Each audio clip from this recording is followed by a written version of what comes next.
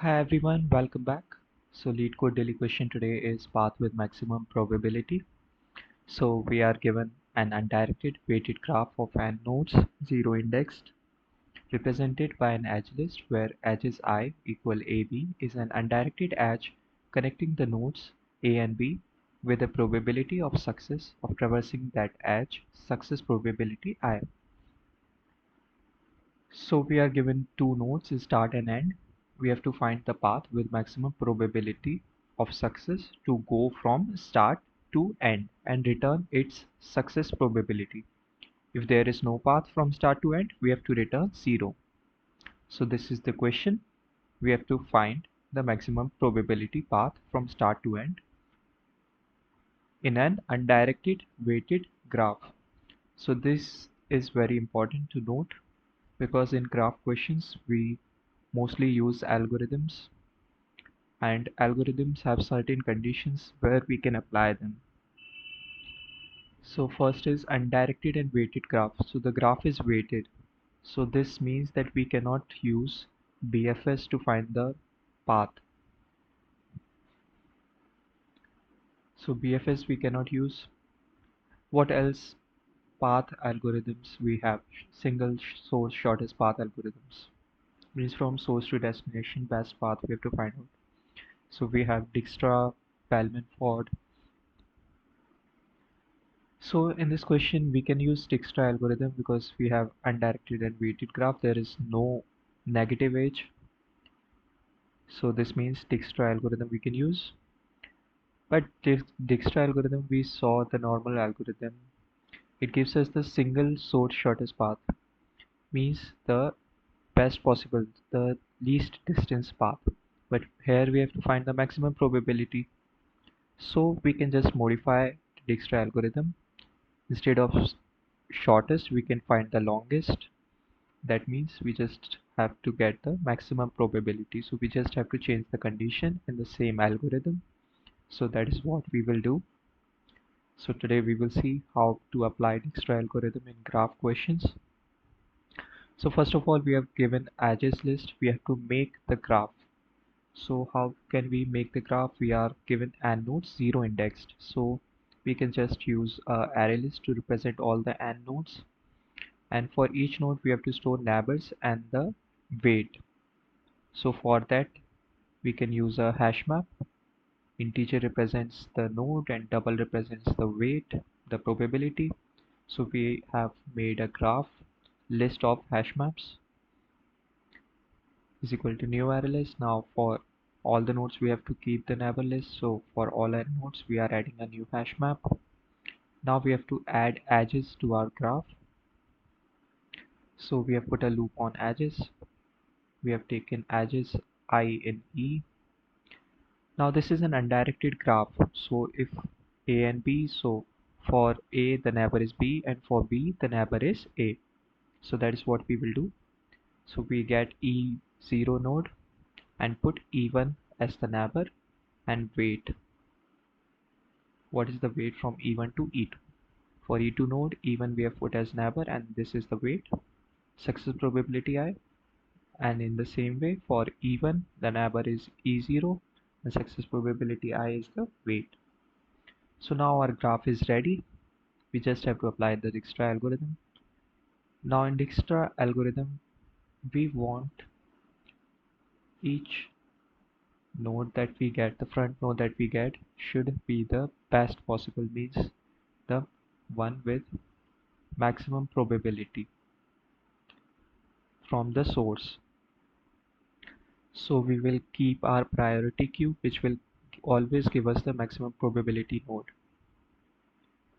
So in that we have to pass our constructor. Now the one thing more is that in priority queue we will have the node and the probability or the weight that required to reach it. So two things we store in that. But one thing is that the probability will be in double type and our node will be in integer type.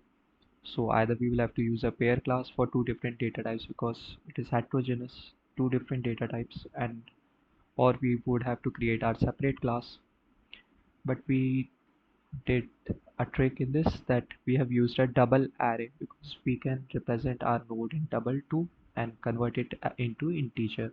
So this provides us ease of use in this question because we had two different data types. We have converted our integer node to double. So we are storing the double array which will have the node and the probability. Now we have to pass our constructor. What we have to do, always for Dijkstra algorithm we want the shortest, so we have to store the nodes with the shortest path, but in this we want the maximum probability. So what we will do, for both A and B means two arrays, we have to compare based on the probability. That was the one index because we will store it in on the first index probabilities. Now we want them descending, so we have written b1 comma a1. This will store the probabilities in descending order, means maximum to minimum. If it was a1 comma b1, it would have stored it in ascending order. So this is equal to b1 minus a1. This means this is the construct comparator to keep the nodes in according to the probabilities. So our queue is ready now. Now what else we need? We need a visited array. So we have made a visited array v. Now we have to add our starting node. So we will add a starting node, new double start comma. Now what shall be the initial start node probability? For the start node the probability is 1 because we are always there, and we have to multiply, so we cannot give 0 here because in multiplying the probability 0 will turn everything into 0. So for multiplication we always use 1. So now till when we have to do the work? Till our priority queue is empty for every node we have to calculate. Now what we will do, we will get the front node from the priority queue. Front node means the node that has been completely calculated, for whom we have calculated the best possible path. That is our front node. Now our node is stored in f0, so we are finding out our node. We are taking out our node from the array. Weight is in f1, f0 was our node, so we have taken out our node. Now we will check whether our node is visited or not. If it is visited, it is already computed, so we do not have to do the work again for that. So we will just continue if the node is visited. Otherwise we will mark our node as visited, so we have marked it true that it is visited now. Now we will check if our node is equal to end, means we have reached the end node from the start node, means our work is done and is calculated, so we shall just return the maximum probability that is in f1. So this is the end termination condition. Otherwise what we have to do, we just have to find out its neighbors and add them to the priority queue. So we get the neighbors of the node from our graph. We get the hash map, that's the neighbors of the node from our graph. Now for each neighbor in neighbor.keyset, keys means the nodes, keyset means the nodes, and their values means their weight. So we take each neighbor node from an neighbor.keyset. Now what we have to do for that, we have to add a double array to our priority queue.